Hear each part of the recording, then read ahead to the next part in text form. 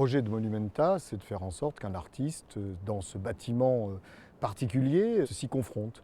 Et pour ça, Daniel Buren est particulièrement à l'aise parce que une des données essentielles de son travail, c'est de partir des données du bâtiment dans lequel il intervient, des lieux dans lesquels il intervient, ce qu'il appelle le travail in situ.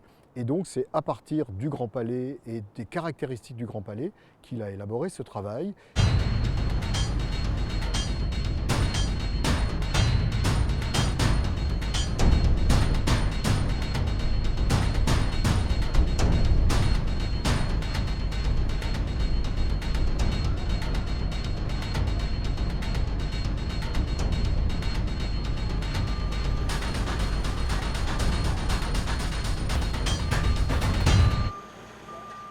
La chose qui me semble extrêmement étonnante et forte ici, c'est que tout est fait sur une base qui est celle du cercle. Donc je commence aussi à travailler en me demandant comment peut-on introduire ou jouer avec cette forme absolument récurrente ici. Tout est rond et quand c'est pas rond, c'est ovale et de toute façon c'est courbe. Mais il y a des ronds parfaits partout, en 2 dimensions.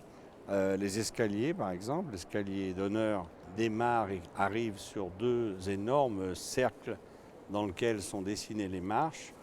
Évidemment, la coupole centrale, qui est une succession de cercles concentriques.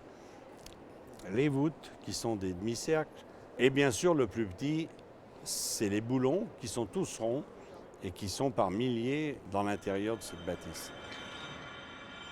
On est une particule par rapport à cet ensemble de particules et ça devient des révélateurs globaux.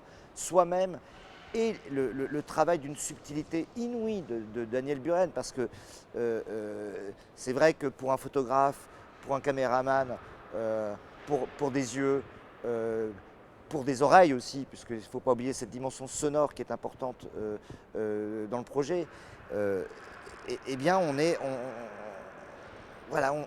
dans la matière.